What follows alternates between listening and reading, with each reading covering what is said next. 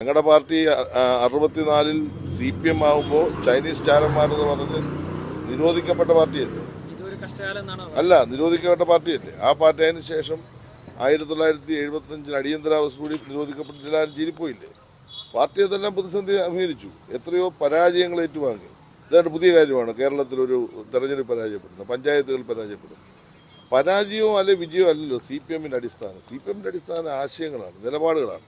അത് വ്യക്തതയുണ്ട്. ആ നിലപാടുകളും ആശയങ്ങളുമായി മുന്നോട്ട് പോകുമ്പോൾ പ്രതിസന്ധികൾ വരും. ആ പ്രതിസന്ധികളെ അതിജീവിക്കാനുള്ള കരുത്ത് CPMനുണ്ട്. ആ കരുത്ത് ഉപയോഗിച്ചുകൊണ്ട് ഇതിനെ അതിജീവിച്ച് അതിവേഗം CPM ശക്തി പ്രാപിക്കും, ഒരു സംശയം വേണ്ട. നിങ്ങൾ ഉദ്ദേശിക്കുന്ന പാർലമെന്റ് തെരഞ്ഞെടുപ്പിൽ ഒരു പരാജയം വന്നപ്പോൾ കേരളത്തിൽ CPM ഒലിച്ചുപോയി എന്നൊന്നും നിങ്ങൾ കാണണ്ട. CPMന്റെ അടിത്തറയിൽ ഒരു പോറലുണ്ടാക്കാൻ ഒരാൾക്കും കഴിയില്ല. അത്രമാത്രം സുശക്തമായ സംഘടനാ സംവിധാനമുള്ള ഒരു പാർട്ടിയാണ് കേരളത്തിലെ CPM. അതിന് പാർലമെന്റ് തെരഞ്ഞെടുപ്പിൽ ദേശീയ രാഷ്ട്രീയത്തിൻ്റെ ഭാഗമായി കുറച്ച് വോട്ട് UDFനും അങ്ങോട്ട് അനുകൂലമായി പോയി എന്നതിനപ്പുറം അസംബ്ലി തെരഞ്ഞെടുപ്പ്, പഞ്ചായത്ത് ഇലക്ഷനായിട്ട് കാണാം. അതിശക്തമായി തിരിച്ചുവരായിരിക്കും കേരളത്തിൽ CPM ഇടതുപക്ഷം നടത്താൻ പോകുന്നത്. ഈ മുഖ്യമന്ത്രിക്കും പാർട്ടിക്കും എതിരെ ഒന്നും പറയാതെ ഈ പരാതികൾ മാത്രം അൻവർ പുറത്തു പറഞ്ഞപ്പോൾ ഈ അൻവറിനെ സ്വർണ്ണക്കള്ളക്കടത്തുകാരുടെ ആളായിട്ട് മുഖ്യമന്ത്രിയാണ് ആദ്യം ചിത്രീകരിച്ചത്. അതിനുശേഷമാണ് അൻവർ പൊട്ടിത്തെറിച്ച ഒരു സാഹചര്യം ഉണ്ടായത്. അതൊക്കെ അദ്ദേഹത്തിന് തോന്നിയ കാര്യമാണ്. മുഖ്യമന്ത്രി വളരെ വ്യക്തമായിട്ട് തന്നെ പറഞ്ഞു. ഈ കള്ളക്കടത്തിനെ പറ്റി പറയുമ്പോൾ അൻവറിനെ പറ്റിയാണ് നിങ്ങൾ ധരിക്കുന്നത്. അങ്ങനെയൊന്നുമല്ല മുഖ്യമന്ത്രി പറഞ്ഞു. ഞങ്ങളുടെ ഭാഗത്തുനിന്ന് ഇതുവരെ അദ്ദേഹത്തെ വ്യക്തിപരമായി ആക്ഷേപിക്കുന്ന ഒരു കാര്യവും പറഞ്ഞിട്ടില്ല. ഒരു കാര്യവും പറഞ്ഞില്ല. ഞങ്ങളുടെ പാർട്ടി സെക്രട്ടറി പത്രസമ്മേളനം നടത്തി, ഞങ്ങളുടെ മുഖ്യമന്ത്രി ഡൽഹിയിൽ അഭിപ്രായം പറഞ്ഞു, അതിനു മുമ്പ് ബഹുമാനപ്പെട്ട മുഖ്യമന്ത്രി പത്രസമ്മേളനം നടത്തി. വ്യക്തിപരമായി എന്ത് ആക്ഷേപം നടത്തുന്നു അതൊക്കെ അദ്ദേഹത്തെ തോന്നുന്നതാണ്. പൊതുവായ കാര്യങ്ങളോ ഇന്നലെ മുഖ്യമന്ത്രി മലപ്പുറത്തെ പറ്റി പറഞ്ഞതെന്ന് പറഞ്ഞ് തെറ്റായി വ്യാഖ്യാനിച്ചല്ലേ ഇന്ന് ചില വാർത്ത ഇംഗ്ലീഷ് പത്രത്തിൽ കൊടുത്തതെന്ന് പറഞ്ഞില്ലേ ഇന്ന് പറഞ്ഞത്? അങ്ങേറ്റ തെറ്റിദ്ധാരണജനകമായിട്ടുള്ള വാർത്തയില്ല. മുഖ്യമന്ത്രി പറഞ്ഞു മലപ്പുറം ജില്ല ഉണ്ടാക്കിയ ഞങ്ങളല്ലേ, മലപ്പുറത്തിൻ്റെ വളർച്ചയെ ഞങ്ങളല്ലേ ഏറ്റവും വലിയ പങ്കുവഹിച്ചു. ഇപ്പം നിങ്ങൾ നോക്കി 8 വർഷം കൊണ്ട് മലപ്പുറം ജില്ലയിൽ ഞങ്ങൾ നടത്തിയിട്ടുള്ള വികസന പ്രവർത്തനങ്ങൾ ഏതെങ്കിലും ഒരു UDF നടത്തിയിട്ടുണ്ടോ? ചുമ്മാതെ മലപ്പുറം ജില്ലയുടെ പേര് പറഞ്ഞ് കുറച്ച് ആളുകൾ അങ്ങ് അഭിമാനമുള്ളത്, അതൊന്നും ശരിയല്ല. അങ്ങനെയുള്ള ഒരാൾ, പ്രത്യേകിച്ച് ഇന്ത്യയിൽ വളർന്നു വന്ന വർഗീയതയ്ക്കെതിരെ ഏറ്റവും ശക്തമായ നിലപാട് സ്വീകരിച്ച ഒരു മനുഷ്യൻ, അങ്ങനെ ഒരു വ്യക്തി അദ്ദേഹത്തെ പറയാത്ത കാര്യം പറഞ്ഞു എന്ന് പറഞ്ഞ് വ്യാഖ്യാനിച്ചുകൊണ്ട് ന്യൂനപക്ഷ വിരുദ്ധനാക്കുക, വർഗീയമായ ചേരിതിലുണ്ടാക്കാൻ ശ്രമിക്കുക, രാഷ്ട്രീയ മുതലെടുപ്പ് നടത്താൻ വേണ്ടി ശ്രമിക്കുക, ഗവൺമെൻറ്റിനെ വിമർശിക്കുക. അദ്ദേഹത്തിൻ്റെ ഓഫീസ് നടത്താൻ നല്ല അദ്ദേഹത്തിന് അറിയാം. നിങ്ങളാരും അദ്ദേഹത്തിൻ്റെ ഓഫീസിനെ കുറിച്ചൊന്നും ഭയപ്പെടേണ്ട. പി ശശിയെ വിശ്വസിച്ച് തന്നെ അവിടെ ചുമതലപ്പെടുത്തിയിട്ടുണ്ട്. പി ശശി അദ്ദേഹത്തെ ചതിക്കാനല്ല അവിടെ ഇരിക്കുന്നത്, അദ്ദേഹത്തെ സംരക്ഷിക്കാനാണ് CPM വെച്ചിരിക്കുന്നത്. ഒരു സംശയം നിങ്ങൾക്ക് വേണ്ട. ഞങ്ങൾക്ക് ശശി അറിയാം. ശശിയെ അറിയാവുന്നതുകൊണ്ട് തന്നെയാണ് പാർട്ടി തീരുമാനിച്ചു. മുഖ്യമന്ത്രി പിണറായി വിജയൻ വെച്ചൊന്നുമല്ല പി ശശി അവിടെ നിയോഗിച്ചുള്ള CPM സംസ്ഥാന നേതൃത്വമാണ്. ആ പി ശശി അന്തസ്സായി പ്രവർത്തിക്കും. അതിനെതിരായിട്ട് ആർക്കെങ്കിലും പരാതി ഉണ്ടെങ്കിൽ പാർട്ടി കൊടുത്താൽ പാർട്ടി പരിശോധിക്കും. അതാണ് പാർട്ടി പറഞ്ഞത്. അത് കേൾക്കാതെ അതിന് മുമ്പ് തന്നെ നിലപാട് സ്വീകരിക്കേണ്ട കാര്യം എന്താ? ശശിക്കെതിരായ ആരോപണങ്ങളിൽ പാർട്ടിയുടെ അന്വേഷണത്തിന്റെ ആവശ്യമില്ല. ശശിക്കെതിരെ ആരോപണത്തിൽ ആരും കടുപ്പില്ലെന്ന് പാർട്ടി പറഞ്ഞു കഴിഞ്ഞില്ല. പിന്നെന്താ ആരോപണം? എന്ത് ആരോപണമാണ്? ആരോപണത്തെ തെളിവുണ്ടോ? ശശിക്കെതിരായ ആരോപണമുണ്ട്, ആരോപണത്തെ തെളിവ് കിട്ടണം.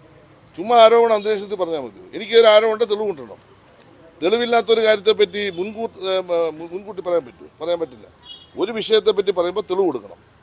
ADGPയെ പറ്റി പറഞ്ഞു, തെളിവ് കൊടുക്കുക, അന്വേഷിക്കട്ടെ. തെളിവുണ്ടെങ്കിൽ നടപടിയെടുക്കുമെന്ന് പറഞ്ഞല്ലോ. ശശിയെപ്പറ്റി കൊടുത്തു, പരിശോധിക്കട്ടെ. തെളിവുണ്ടെങ്കിലല്ലേ. ചുമ്മാതെ അന്തരീക്ഷത്തിൽ ഇപ്പം നാളെ നിങ്ങളെപ്പറ്റി പറഞ്ഞ തെളിവുണ്ടോ?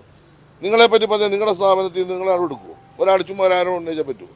ആരോപണം റിലവൻ്റ് ആയിരിക്കണം. അത് ഒരു കാരണവശാലും അത് ബേസ്ലെസ് ആകാതെ അത് കറക്റ്റായിട്ടുള്ള ആരോപണമായിരിക്കണം. അൻവർ ചില പരാതികളുടെ കോപ്പിയൊക്കെ പുറത്തുവിട്ടിട്ടുണ്ട് ഈ ശശിക്കെതിരായ. നിങ്ങൾക്ക് പി ശശിയെ അറിയാത്തതുകൊണ്ടാണ്. പി ശശിക്ക് പറയാൻ പറ്റത്തില്ലല്ലോ. അതാണൊരു പ്രശ്നം. ഇത് ഏകപക്ഷീയ ഗോളായി അടിക്കുന്നത്. പി ശശി ഒരു പാർട്ടിയുടെ പ്രതിനിധി മാത്രമല്ല, ഗവൺമെൻറ്റിൻ്റെ ഭാഗമായി മുഖ്യമന്ത്രി ഓഫീസിൽ ഇരിക്കുന്നതുകൊണ്ടാണ്. പി ശശി കേരളത്തിലെ SFIയുടെ സംസ്ഥാന സെക്രട്ടറി ആയിരുന്നു. പി ശശി കേരളത്തിലെ വിദ്യാർത്ഥി പ്രസ്ഥാനം കെട്ടിപ്പടുത്ത ആളാണ്. ആ പി ശശിക്ക് ഒന്നും പറയാൻ പറ്റുന്നില്ല. പറയാൻ പറ്റാത്ത ഒരു പോസ്റ്റ് ഇരിക്കുന്നുണ്ട്. അങ്ങനെ പറയാൻ അറിയാൻ വയ്യാത്തൊന്നും ആളൊന്നുമല്ല പി ശശി. പി ശശിയെ പറ്റി പാർട്ടിക്ക് വിശ്വാസമുണ്ടെന്ന്, അതാണ് ഞങ്ങൾ ഏൽപ്പിച്ചിരിക്കുന്നത്. ഞങ്ങൾക്ക് പി ശശിയെ ഞാൻ ചോദിക്കട്ടെ, പി ശശി ഇന്ന് വരെ CPMനെ ചതിച്ചിട്ടുണ്ടോ? എൻ്റെ ക്വസ്റ്റ്യൻ അതാണ്. ഉണ്ടെങ്കിൽ ഒരു ഇഷ്യൂ പറ. പി ശശി ഒരു അഴിമതി നടത്തി, ഒരു ഇഷ്യൂ പറ. പി ശശിയെ പറ്റി എന്തായാലും പാർട്ടിയുടെ മുമ്പ് വന്നിട്ടുണ്ടെങ്കിൽ പരിശോധിച്ചിട്ടുണ്ടാവും. പാർട്ടി അത് കറക്റ്റ് ചെയ്യാൻ വേണ്ടി നടപടി സ്വീകരിച്ചിട്ടുണ്ടാവും. അതൊക്കെ പാർട്ടിക്കകത്ത് പ്രവർത്തിക്കുന്ന ഓരോരുത്തർക്കും ബാധകമാണ്. ഞങ്ങൾക്കെല്ലാം ബാധകമല്ലേ? കേരളത്തിൽ ആർക്കെതിരായിട്ട് ആരോപണം ഇല്ലാത്തത്? കേരളത്തിൽ ആർക്കെതിരായിട്ട് ആരോപണമില്ല. പാർട്ടിക്കകത്ത് പ്രവർത്തിക്കുന്ന മനുഷ്യരല്ലേ? UDF പ്രവർത്തിക്കുന്ന എത്രയോ പേര് ആരോപണ വിധേയരായിട്ട് ഇപ്പോൾ ഈ കേരളത്തിൽ സുഖമായിട്ട് നടക്കുക. ആരോപണ വിധേയരാണോ? ആരോപണത്തിന് വിധേയരായി നടപടി സ്വീകരിച്ച് ജയിൽവാസം അനുഭവിച്ചവരുൾപ്പെടെ ഇപ്പോൾ കേരളത്തിൽ നടക്കരുത്. നിങ്ങൾക്ക് അവരെ പറ്റി ഒന്നും ഒരു വിമർശനമില്ല.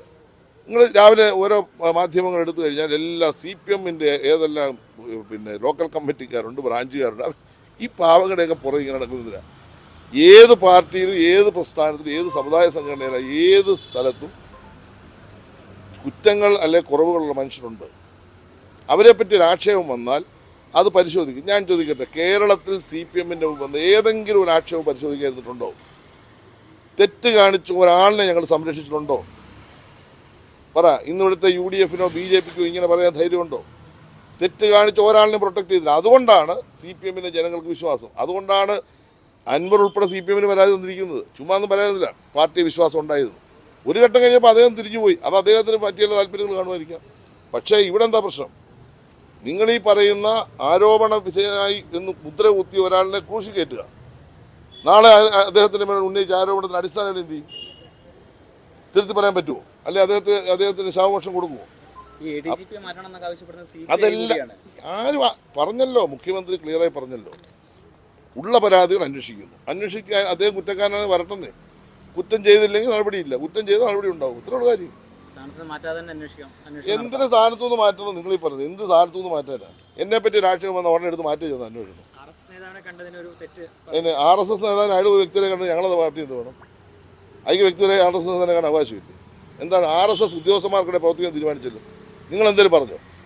ഇന്ത്യ ഗവൺമെൻറ് ഇപ്പോൾ തീരുമാനിച്ചു RSS-നകത്ത് ഇന്ത്യയിലെ എല്ലാ ഉദ്യോഗസ്ഥന്മാർക്കും പ്രവർത്തിക്കുക. നിങ്ങളെല്ലാം പറഞ്ഞോ? RSS നേതാവിന് ഒരു പോലീസ് ഉദ്യോഗസ്ഥൻ കണ്ടു കാണാൻ അയാളുടെ വ്യക്തിയുടെ കാര്യമായിരിക്കും. ഞങ്ങളുടെ പാർട്ടിക്ക് വേണ്ടി, ഞങ്ങളുടെ ഗവൺമെൻറ്റിന് വേണ്ടി RSS-കാരനെ കാണാൻ പോയിട്ടില്ല. അതിൻ്റെ ആവശ്യമില്ല.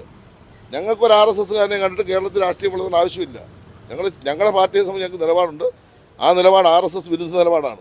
അത് വർഗീയ വിരുദ്ധ നിലപാടാണ്. ഇടതുപക്ഷ സർക്കാരിന്റെ കീഴിലുള്ള ഏത് ഉദ്യോഗസ്ഥർക്കും RSS-മായി ബന്ധം സൂക്ഷിക്കാം. അങ്ങനെയാണോ പറഞ്ഞതിനർത്ഥം? ഇതാണ് നിങ്ങളുടെ പ്രശ്നം. ഞാൻ പറഞ്ഞെന്താ? RSS-ൽ പ്രവർത്തിക്കുന്നതിന് എല്ലാ ഉദ്യോഗസ്ഥന്മാർക്കും അനുവാദം കൊടുത്തുകൊണ്ട് കേന്ദ്രം പുതിയ നിയമം കൊണ്ടുവന്നാണ് പറഞ്ഞത്. അങ്ങനെയുള്ള രാജ്യത്ത് നിങ്ങൾ പ്രതിഷേധിച്ചോ? ഒരു RSS-കാരനെ കാണാൻ പോയി എന്നതിൻ്റെ പേരിൽ അത് ഞങ്ങളെന്ത് വേണം? അയക്ക് കാണാൻ പോകുന്നതിന് എന്താ? ADGP-ക്കോ അല്ലെങ്കിൽ ആർക്കോ കാണാൻ പോകുന്നത് ഞങ്ങൾക്ക് തടസ്സപ്പെടുത്താൻ പറ്റുമോ? അതേപോലെ കാണട്ട് എന്താ പ്രശ്നം എന്നുള്ള പോലീസ് അന്വേഷിക്കുന്നുണ്ടല്ലോ. DGP തന്നെ ഇപ്പോൾ അന്വേഷിക്കുന്നു. കാര്യം പുറത്തു വരുമല്ലോ. പുറത്തു വരുമ്പോൾ ഞങ്ങൾ നിയോഗിച്ചതോ ഞങ്ങൾ ചുമതലപ്പെടുത്തിയതോ ഗവൺമെൻറ്റുമായി ബന്ധപ്പെട്ടോ ഒരു വിഷയമാണെന്ന് പുറത്തു വരട്ടെ. വരുവാണെങ്കിൽ നടപടി സ്വീകരിക്കുന്നതിന് ഉറപ്പല്ലേ? അല്ലാതെ CPIക്ക് ഒരു കുഴപ്പമില്ല. നിങ്ങൾ CPIയെ കുറിച്ച് നിങ്ങൾക്ക് CPIയെ പറ്റി എന്തറിയാം? CPI എന്ന് പറഞ്ഞാൽ നിങ്ങൾക്ക് CPIയെ പറ്റി അറിയാൻ വയ്യാഞ്ഞിട്ട് കാര്യം. CPI കമ്മ്യൂണിസ്റ്റ് പാർട്ടിയാണ്. കമ്മ്യൂണിസ്റ്റ് പാർട്ടി എവിടെ നിൽക്കണമെന്ന് കൃത്യമായി CPM-നും CPIക്കും അറിയാം. അതൊക്കെ ഞങ്ങൾ ഒരു അമ്മയുടെ മക്കളാണ്. ഒരു ഇഞ്ച് അങ്ങോട്ടും ഇങ്ങോട്ടും ചരിക്കും നിങ്ങൾ ധരിക്കേണ്ടത്. നിങ്ങൾ ആ വെള്ളമൊക്കെ വാങ്ങി വെച്ചേരും. അതൊക്കെ കേരളത്തിലെ കമ്മ്യൂണിസ്റ്റ് പാർട്ടി ഒന്നിച്ച് നിൽക്കും. ഒന്നിച്ചേ പോത്തുള്ളൂ. ഒന്നിച്ച് തന്നെ മുന്നോട്ട് ഫൈറ്റ് ചെയ്യും. ഞങ്ങൾ അടുത്ത നിയമസഭാ തെരഞ്ഞെടുപ്പിലും പഞ്ചായത്ത് തെരഞ്ഞെടുപ്പിലും വലിയ ഭൂരിപക്ഷം തിരിച്ചു വരും. അപ്പം നിങ്ങൾ വരണം. നമുക്ക് അന്നേരം സംസാരിക്കാം.